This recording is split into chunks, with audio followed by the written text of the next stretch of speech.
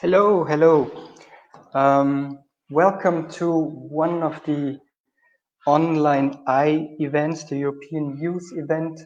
You are joining today a session on how the future of education in schools could look like after this COVID-19 crisis.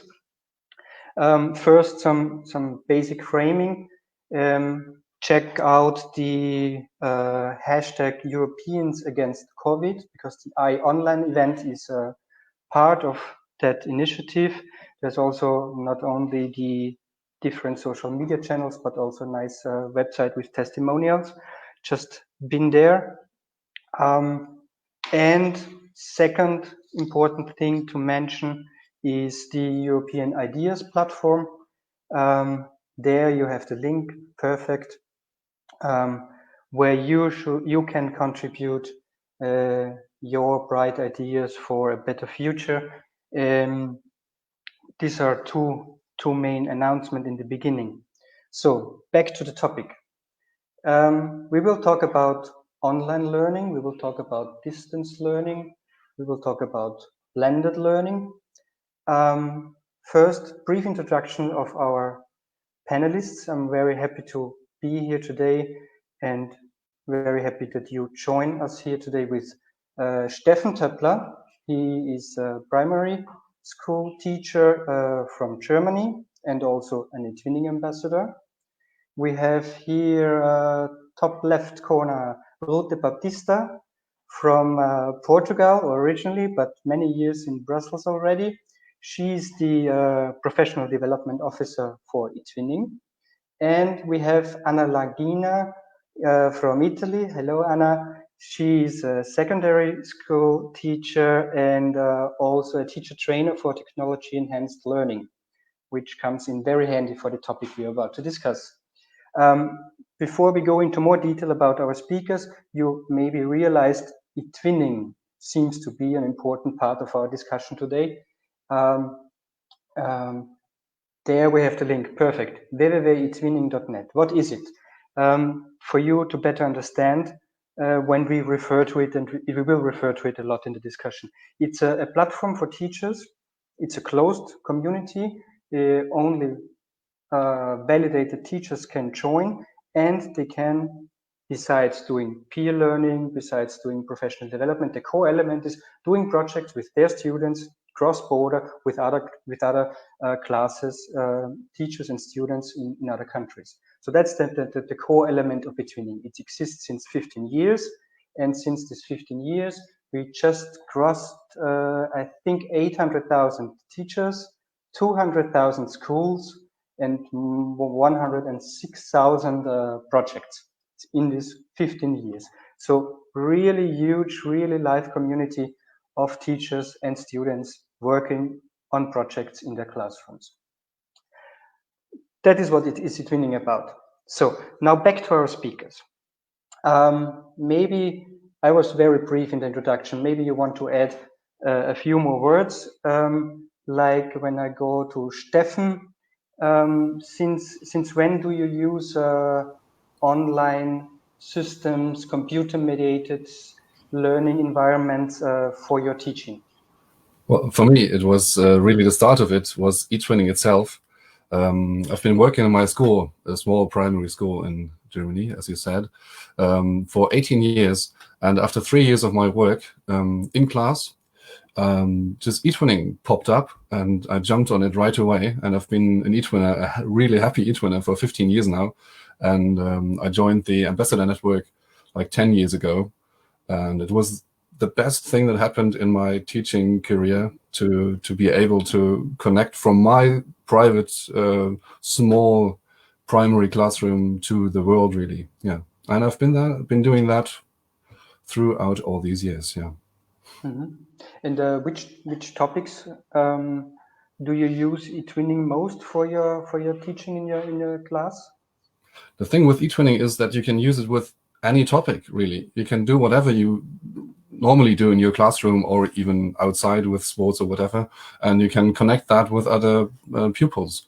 one of my most recent project was that I connected to my longtime Austrian partners, and we did our book presentations that we were doing in classroom anyway. We shared that with our Austrian partners, and they showed us their books, and it's so nice to get an extra layer of the work you normally do in a classroom by adding another class to it and getting into contact with pupils from all over the place.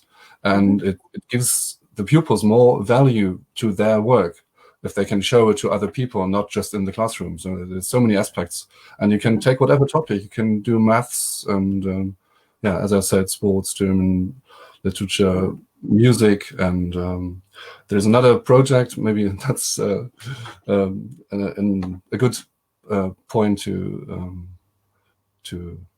raise now.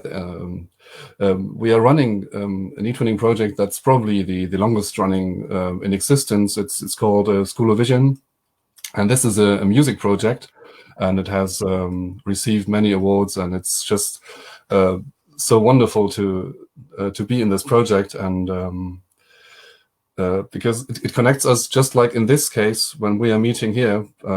We sit at home and we can still be together in an online community, an international community, and we've connected teachers from up to 40 countries in this project, and classes, schools with hundreds of participants.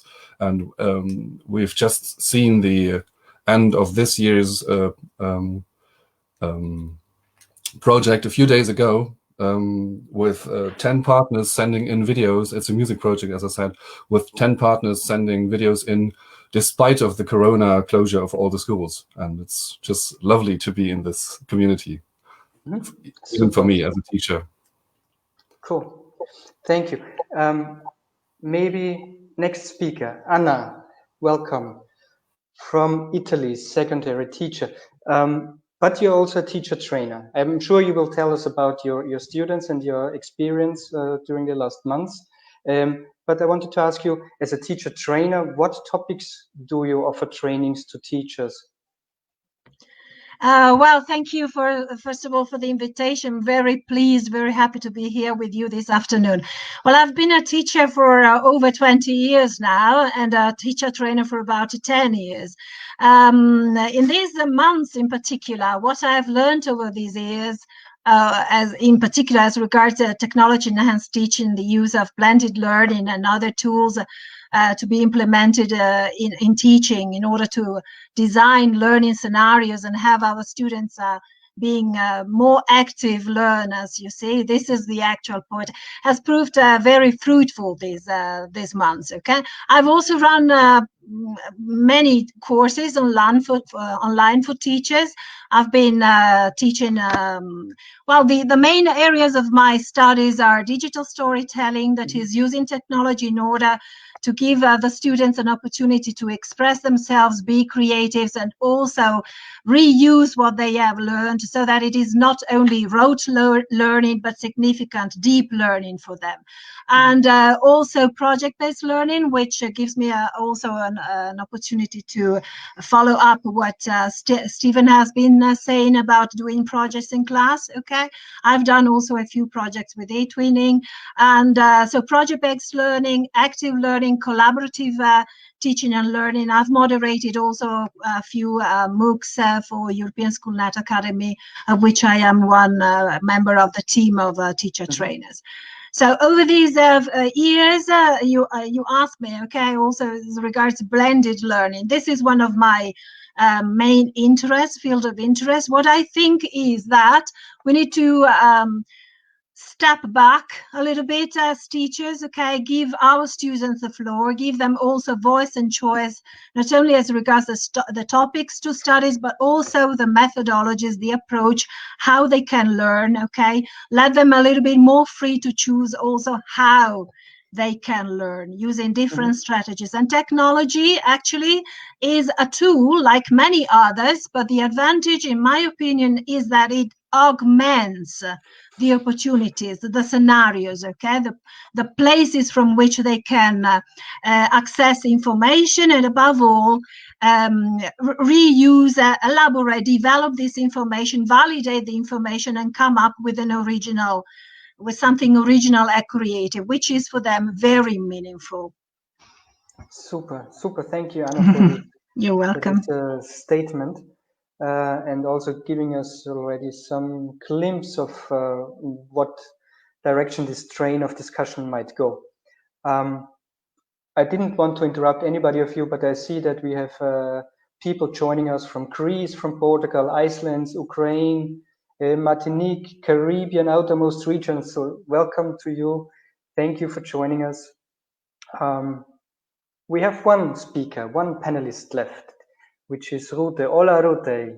Originally from Portugal, I understand. And yes.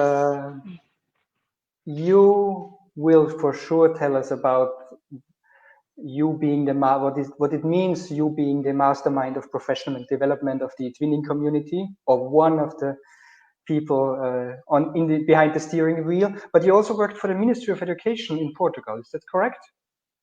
Yes. Yes, yeah, it is correct. So I actually started working in eTwinning within a team of the Portuguese Ministry of Education 15 years ago. And it was actually a team dedicated to implement the use of technology in the Portuguese schools by then. Mm-hmm. And it's very interesting to see that the work that we started back then is actually so relevant at this moment in the times we are living in. So indeed, I dedicated my work to the training of teachers and the use of technology in the classroom. Of course, not only the use of technology, because the technology gets outdated, but the changes of practices. And I'm sure Anna and Stefan understand what I'm saying. It's more important to change the practices rather than to learn how to use a new tool, because in a year's time, this new tool may be outdated, or obsolete, but we need to keep up with what society is doing, keep up motivating our students, giving them student agency, giving them the space, and also learning with them. But I won't go into that direction right now. Okay, thank you, Rute. To our audience, we thought of structuring the whole discussion basically in three different parts. First part, the very recent past. So what happened in the last 2 months? What happened during this lockdown? What happened during school closures? How did you experience that? How did your students experience that? How did technology come in to solve that and ensure continuation of education? Second phase, we are currently right in the beginning of this transition period of partial reopening, classes coming back, but being divided into different shifts. 1 week half of the class, the other week the other half, or maybe on a daily basis. Then you have phases of using online tools, distance learning environments. And in the end, I thought, okay, this is important for this end of this school year, and it will also be important for next year, of course. But what can we learn from the whole thing? And that would be the third part. How could a future blended learning look like? Is this something that we want to go for? Is this something that has added value? So this is what we thought. But you are the audience. Please comment. Please put your question forward. We will not have a dedicated question and answer session at the end. But as soon as you have something to say, raise your voice, and we will try to pick it up immediately in our discussion. So we start with this recent past, this very, very recent past. Stefan, first question to you. What was the most striking experience during the previous months of school closures? I actually have two of them. The thing is, I hardly remember because it's been so many weeks. We had the announcement to close our school very on short notice, so like 2 or 3 days before we had to close. And we arranged that all the pupils come back to school just for 1 day. And on that day, I handed them out their login data for an eTwinning project that I made especially for the Corona times, so that they could sit at home in front of their PC and see whatever I was about to give them. And as soon as they left the school, I made an explicatory video on our usual Blackboard, and I put it on the TwinSpace for them to learn about mathematics, division. So, and the two striking things were that many of those pupils picked that up very easily. They liked it. They liked to work at home and not to be distracted in the usual way. And the other thing, which was even more striking, was that after I'd been trying for years and years to get my colleagues on that digital train, and it didn't just work. They forgot all their passwords and whatever. It was really a mess with some of them, not all of them. But now in the Corona times, many of them started picking up and learning about how to use all these tools, and they finally got them to register with eTwinning, which is, well, the good thing about the whole mess, yeah.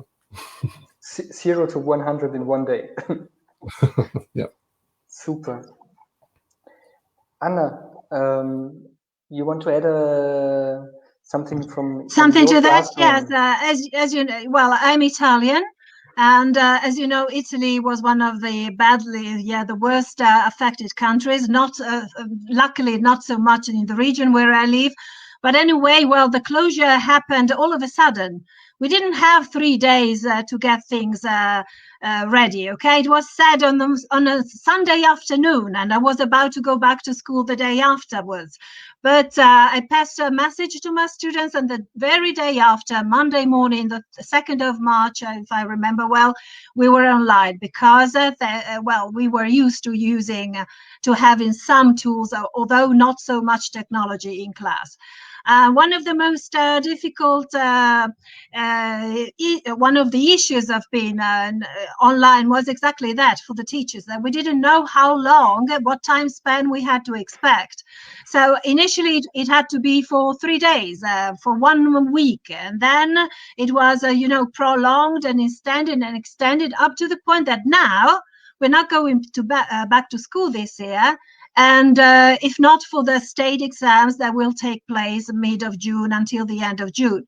And we are already, well, there's rumor that in Italy, maybe beginning of September, it will be either shifts or back to distance learning, that is online learning. Mm-hmm. Yeah, a challenge and an opportunity at the same time for teachers and students as well. But we'll be talking about it later on, if I'm not mistaken. Mm-hmm. When we talk about this sudden strike of school closures, were there specific eTwinning features that could be used immediately to support teachers in these first months? I mean, Steffen already mentioned that he brought in many of his colleagues and they were up to speed swiftly.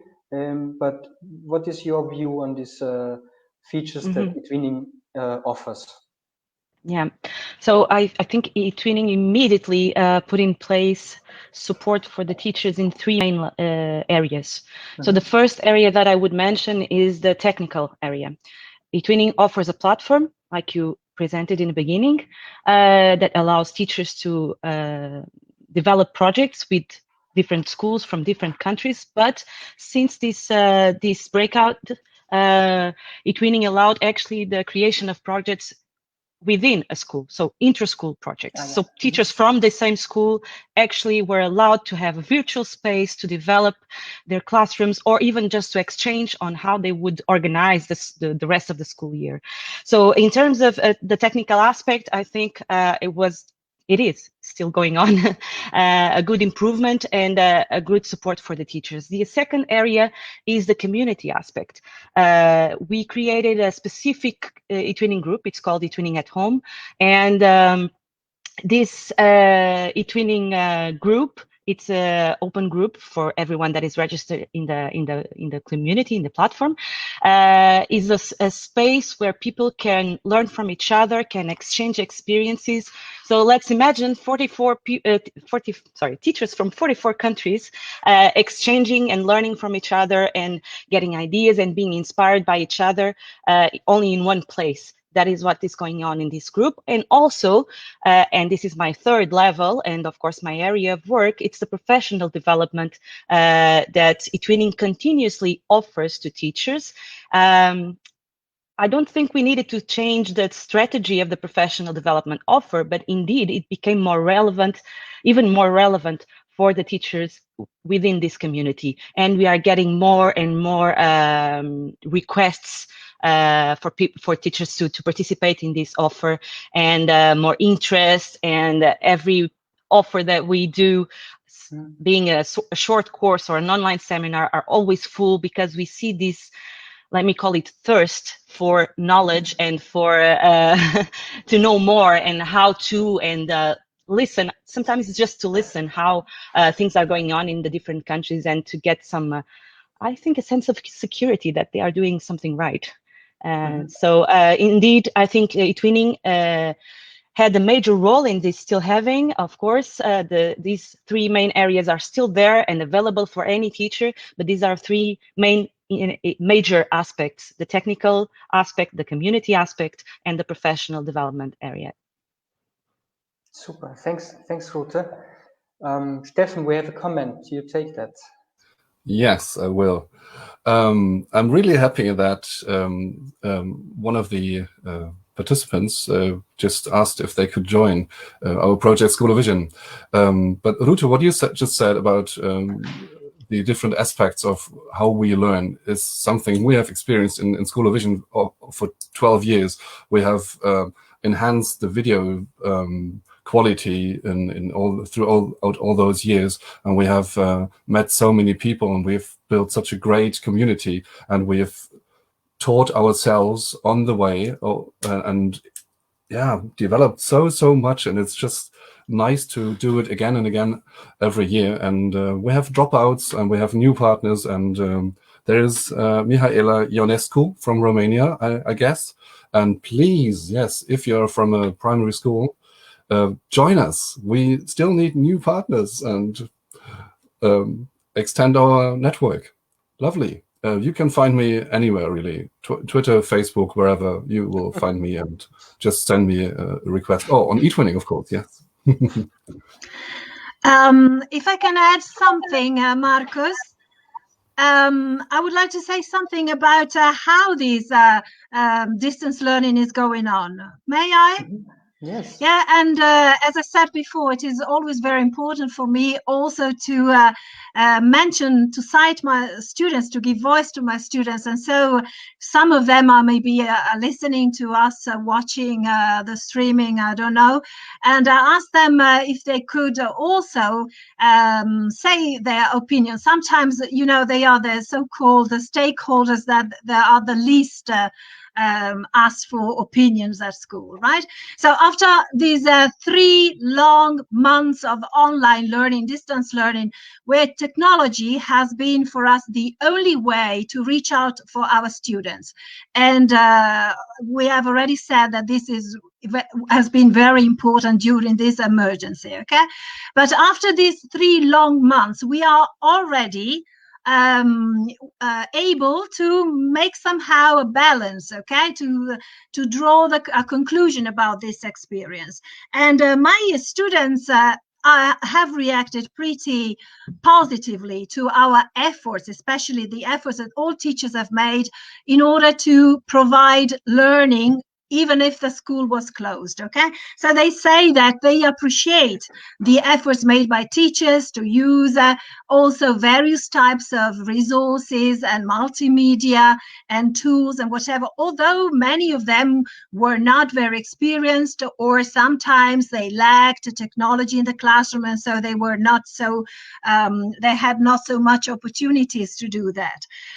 What they resented a lot were, on a technical level, sometimes they had not enough connectivity, or not all of them had personal devices available at home, and so some of them failed, to log in and participate, and that was pretty frustrating. On a personal, emotional level, this is a very important point, I think. A student of mine, Noemi, for example, but also others, have highlighted how the experience has been lived, especially in these last months, dramatically. So they have, she says, I've missed a social interaction in relationship with my classmates and the teachers, who have been always fundamental in my learning process. And I miss the possibility of having direct discussions and visual approach with my peers and my teachers. Studying from remote was difficult and demanding, especially from a psychological point of view. So we have tried as teachers to reach out, to maintain, to foster that relationship that is always based on trust, and empathy because of these emergency situations. But it was actually a response in emergency. Sometimes we have not been so successful, especially as regards those interpersonal skills, So my students, again, saying that school cannot be entirely replaced by technology. Technology, again, is just a tool, but it cannot be school the way that we have always known it and appreciated. That is a place where we go every morning to socialize, to grow together, and to develop skills that will make our students also become better citizens of this, of our community, of our society. Nice, isn't it, what they say? It's perfect. I would really like to take up what you just said, and go to this next phase we talked in the beginning about. So now we entering this transitional phase of partial face-to-face teaching and learning, partially online teaching and learning. Do you think you highlighted the importance of the face-to-face part and the face-to-face element, but I'd like to focus a little bit still on the technology. Do you think that the technology usage of technology will change in this transitional phase when there is again face-to-face exchange, compared to the emergency response teaching we had, where you just jump on any technology you can get a hold of and use it to the best possible benefit of the students? Will there be a change as soon as you have at least some days again with them together in the classroom? To some extent, I hope so. I hope that when we go back, nothing will be the same, but it will be better. So every cloud has a silver lining, and this situation, this crisis, as usually in human life, there's a bad side and there's a good side. And from every situation, from any difficulty, maybe the bad master is the best master, I don't know, but we can learn from our own experience. And many teachers like me, or also colleagues who were not very experienced, or many of them still now are skeptical about using technology in class, have had an opportunity, a chance to see that there are also other ways. So this is my hope, of course, right? What I would suggest from my point of view, from my experience, is always diversity. Diversity is an asset in nature, in biology, in our life, and it must be in every aspect of our activities. Okay, so to blend, to mix up, to offer various opportunities, not only online but also in class. So why not use technology and open up? There's a good friend of ours, Rute Bartfeld-Weiswol, who has always said that e-twinning, for example, is a perfect way to take the roof away from a classroom, to go beyond the classroom walls. Okay, so technology is a way, actually, well, more than technology, internet, the web resources that we can find on the web, that can somehow expose our students to various resources. Okay, and Also, I've tried, for example, during this period to give my students the opportunity to speak, to express themselves, which is one of the most difficult things to do while you are online. You see now, we have ourselves to shift, to mute, unmute our mics and so on. And this is why I gave them the opportunity to do brainstorming activities, for example, which is the part of our online activity e-learning that they have appreciated the most. Okay? Mm-hmm. So this is what I would suggest. Go back to school, all right, but give them, again, step back a bit and give them the floor, an opportunity to express what they are feeling inside. Okay, because this makes learning significant to them and will also enhance deep learning. Okay, this is what I think. Super. If I can add, for example, Agnese, a student of mine, wrote this morning, being able to express one's idea without the fear of failure was one of the most important things that we have discovered with distance learning. This means that we, the students, were not left alone to face a small screen in front of us, as we were able to express our own views and reflections on the topics that we were learning in that lesson. So I think this is a perfect summary of what active learning is about. That's indeed very strong statements of your students. It's really good to hear. The importance for the students you just perfectly highlighted. Steffen, you as a teacher, what is the most important for you when you come back to the classroom and see your students again, from the teacher's perspective? I could relate to many things that Anna just said, and I wanted to jump in all the time and to add things and just respond. It reminded me of many nice situations I had during my online learning weeks. And there happened things that could not have happened similarly, so far at least, in the classroom. Like in mathematics, we touched volumina. And one girl just decided to take a video in her kitchen and swap liquids from one glass to the other and show that it's the same amount. And it was so nice to see what she came up with at home from a normal mathematics sheet of paper. And that was wonderful. And it wouldn't have happened like that in my classroom, but it will happen from now on. And so I appreciated those new experiences. But from last week, we went back to school, my fourth graders, and it was great to see them again. And I could feel that they really needed to get in contact. That's exactly, that answers to what Anna just said. We need social interaction, and it's not, we can't do it like that just from home.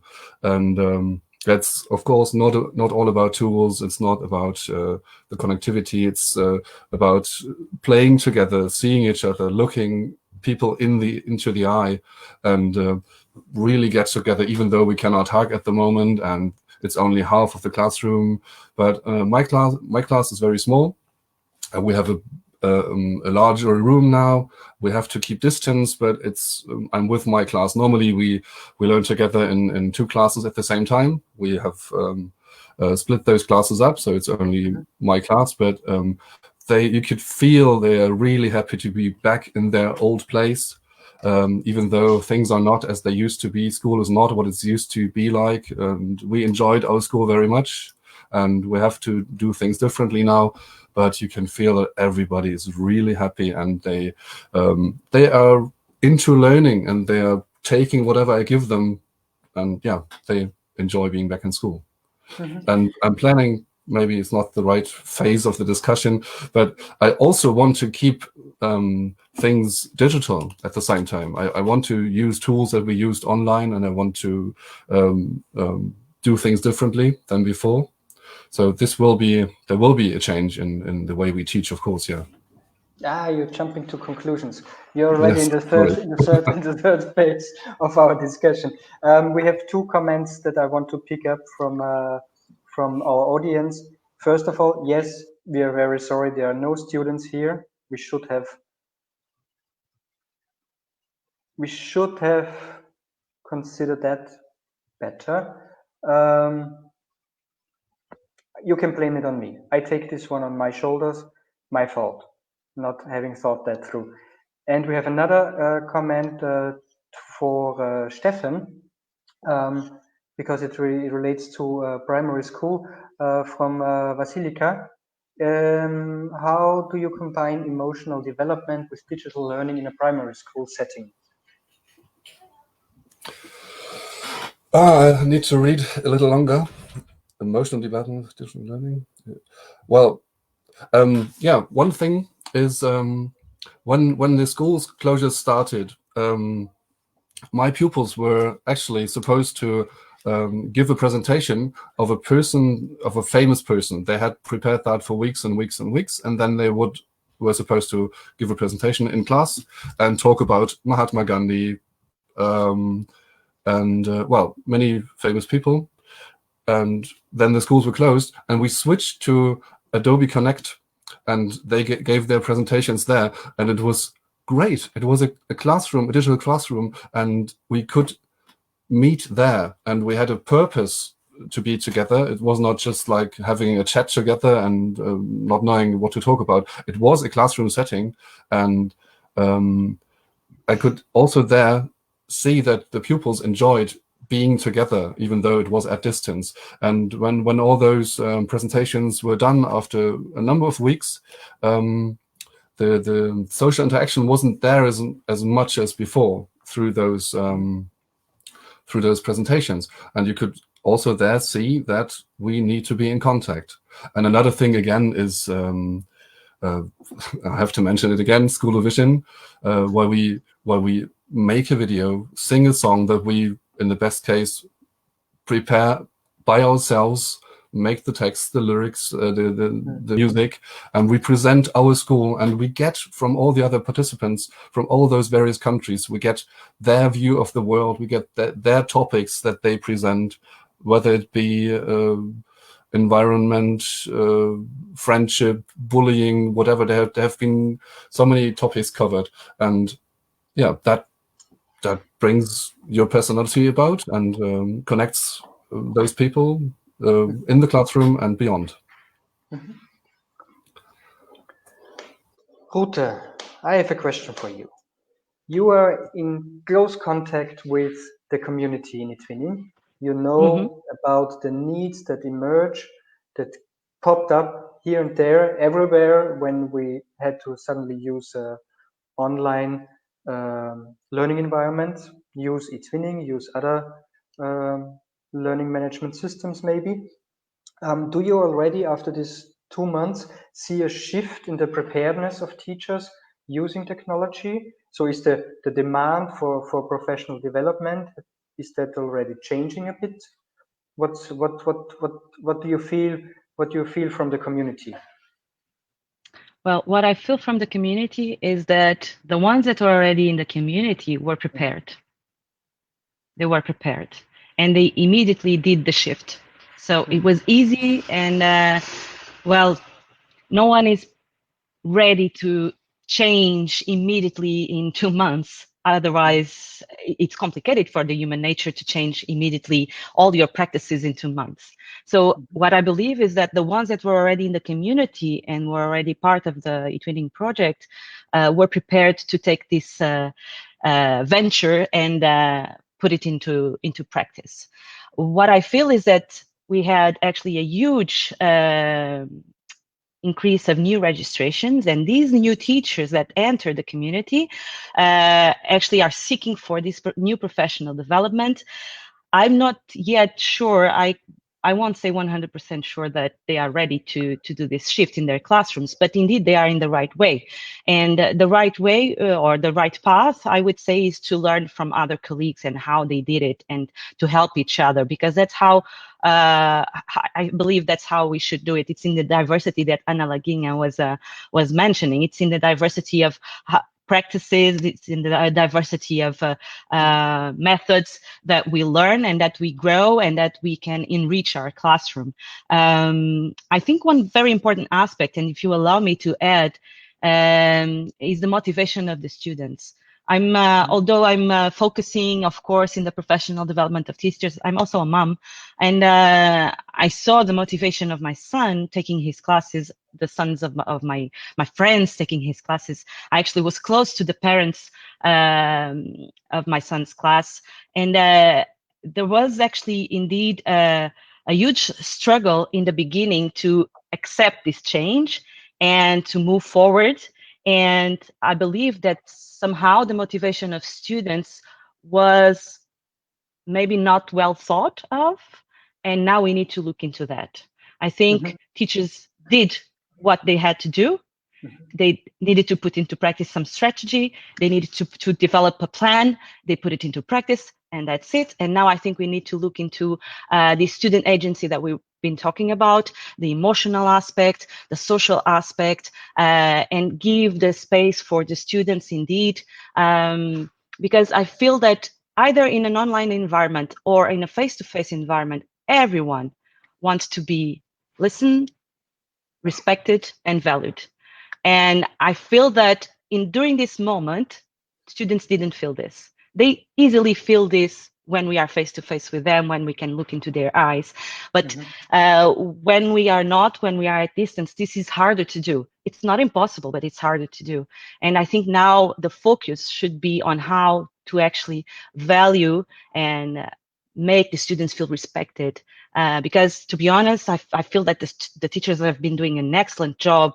They are going not one extra mile, I think 100 extra miles to actually make everything happen. But indeed, we must not forget that this was a phase of adaptation, a phase to implement new things, yes, but now let's rethink of how we can actually keep up with our students. I was listening to a debate this Monday here in Portugal, and there was a student there, yes, they invited a student, and the major fact that he mentioned, the major struggle was indeed the motivation. Because in the beginning, okay, everything was new, let's do this, let's join the classroom, but then after 8 hours in front of a computer, well, that may be discouraging. It's impossible. So indeed, I think that's the new focus that we should have. It's how to actually promote not only the motivation, but also interpersonal skills in a digital world. I mean, I think many of us doing suddenly home office alone in front of our computers have a similar experience. motivational challenge sometimes. Excuse me, there's a question from Pedro Gonzalez. Yes, I would like to answer. I was about to pick that up. Anna, you mentioned face-to-face can never be replaced. Steffen said, and I will continue using these online tools because this adds so much richness. And our audience is pushing us towards the third part of the discussion, namely, what will be the new normal? What will be the new blended learning? Is online distance learning adding something unique? Is there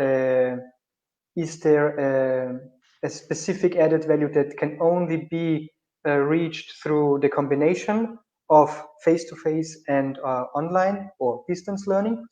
Anna, you are now here in the role of technology expert and technology intense teaching expert. What do you think? Is that this unique strength of distance learning, and is there this added value of blending them together? Unmute. I think that enhancing is the right word for that. Also before, and the more so when we go back to normal, we might learn how we might get advantage of these technologies in order to augment the learning scenario, okay? And also optimize it, okay? As teachers, we are used to planning and we are used to working to objective. So what is the use of the activity we are planning, we are designing for our students? What are the goals, the learning outcomes, and what strategy do we need to pursue in order to get our students to those learning goals, learning outcomes. Okay, so for example, when we go back to school, we might use distance learning, let's call it e-learning, okay, in order to optimize time. There are some activities that we don't need to do in the classroom, whereas other activities need face-to-face, the students to sit around a table and discuss, negotiate, come up with a solution, make a project, redo, make over and over and again, learn how to improve things by giving their own contribution to the common goal. This must be done face to face, all right? But other parts of the syllabus, for example, the practice, the language acquisition, the exercises, can be done in the so-called flipped classroom. Okay, for example, they watch a video at their own pace at home, they come back to school. This is also what I do online. I create a learning scenario, a very short one, and then I create other activities for them to interact. It can be a Padlet, it can be an online quiz, it can be an activity that, I don't know, answering questions, whatever, and then they come back together. This can be done also when we go back, right? They watch a video, they do some activities for homework, and when they come back, then we can challenge them on more complex tasks, okay? And also another aspect that must be taken into consideration at this time in our age is personalizing learning, because through technology we can really offer our students various levels to access activities through technology. So not only differentiating tasks, okay, not only assigning tasks that are more complex only to our top students and the others are left behind, but assign the same task maybe with different entering levels, that they can maybe in the future, I don't know, hopefully decide where to enter. Okay, if they can manage some tasks, for example, they can move on and then at school try to do something that is more creative, but that also offers them, my students are writing this, okay, I am somehow giving voice to them anyway, okay, they miss even arguing, they miss from school, all right, even the moment in which their teachers tries to, you know, maybe just reproach or show them, guide them, facilitate, help provide a, you know, help in the classroom. They say that it is difficult online, for example, to ask questions if they have doubts. Okay, they feel a little bit too isolated. So we have to go back to school, not only for socializing, but also to help them develop those skills that are so important also in the job sector, in academic life, everywhere. Collaboration. Before we continue, we have one important comment that came from the Erasmus social media channel from Elisa. That many of her students don't even have a laptop or PC or tablet and don't have internet access. So the whole question of leave no child behind and how can you deal with that? So this is obviously something for the policymakers to make sure to get every child. If you go for that, you must make sure that nobody's left behind. But I know, for instance, in Belgium, there was nice initiatives from companies just collecting like crazy used IT equipment, saying, okay, we give that for free, just to ensure that nobody's left behind. But if we now want to institutionalize it and make it a more structural approach, this needs to be taken care of from on political level, top level, to ensure that there is no such disadvantage to any student.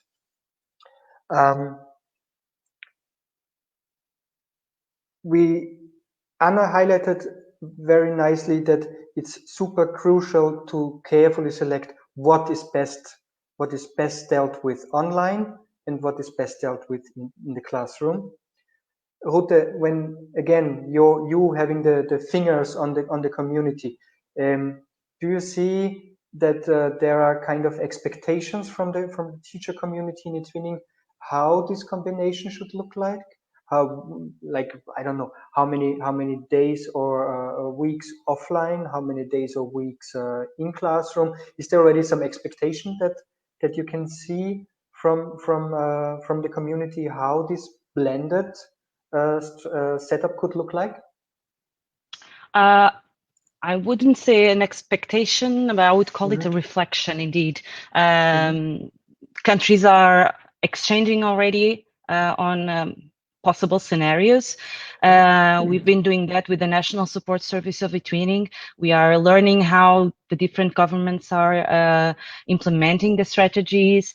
But for the teachers themselves, I see a reflection coming up.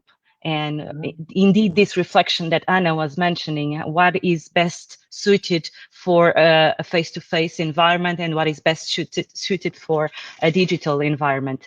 And my expectation, if you allow me, for the teachers at this moment is that they take a step back and they take a moment to do what Alvin Toffler said, which is learn, unlearn, and relearn their teaching practice. And I think this is the key moment to do that, to unlearn and relearn. This was the moment where they needed to change immediately, they were forced to do it.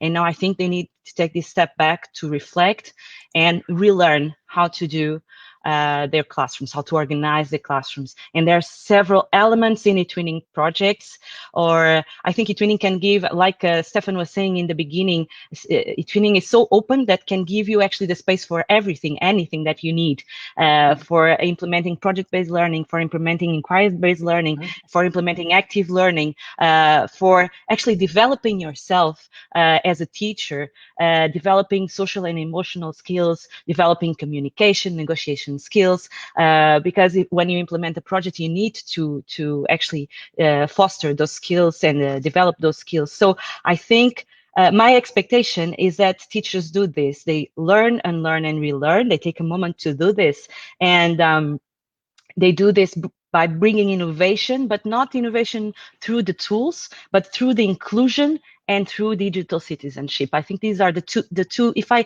had to say or highlight two themes, I would highlight these two themes: inclusion, not only digital inclusion, and we just mentioned the fact that not everyone has access to technology, but so I would mention all types of inclusion, but also the digital citizenship, because I think we are not as ready as we thought we were, and we are not as digital as we thought we were.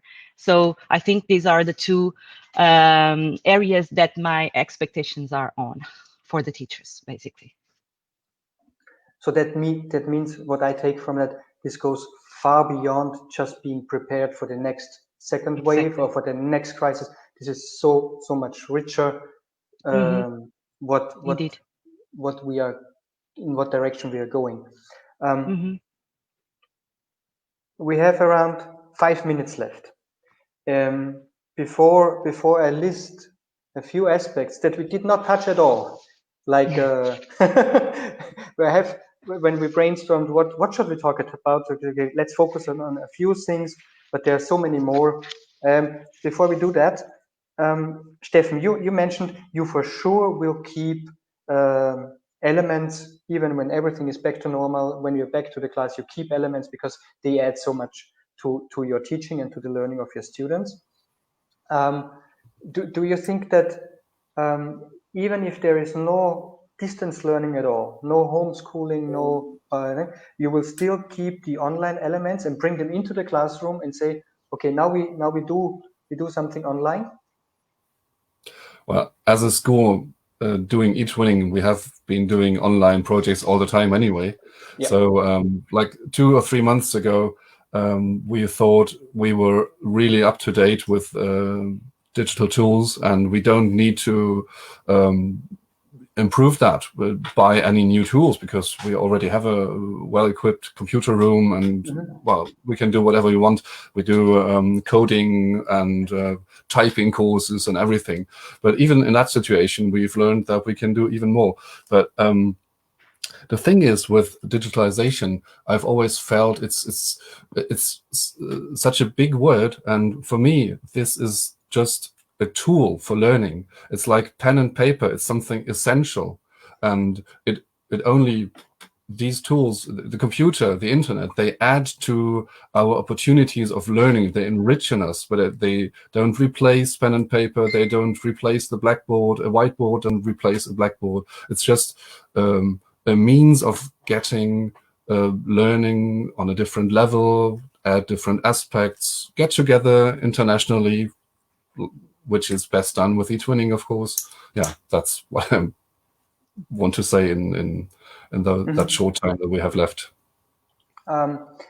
Last aspect I wanted to ask you, would you prefer, in case everything would be back to normal, would you still prefer that you have these distance learning elements where you not only use computer in your computer room in your school, but really with students being back home?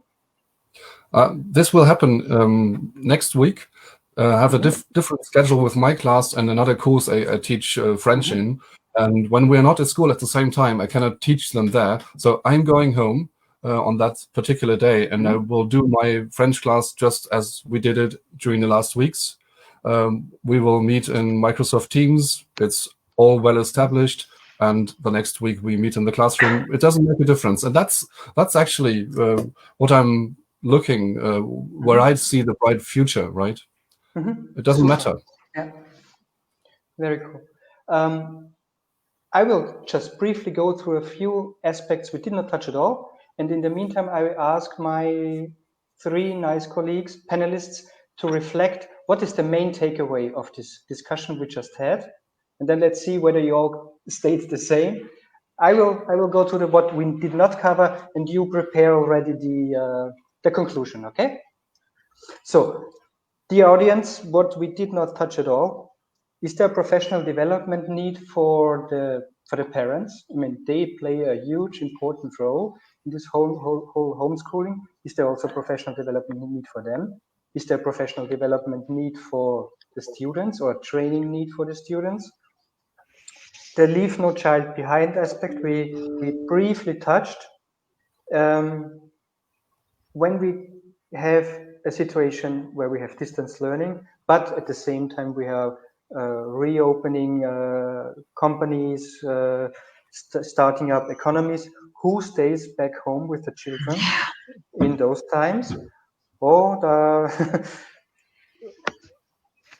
There are some questions that strongly relate to that. What does that mean for families where both parents are used to work?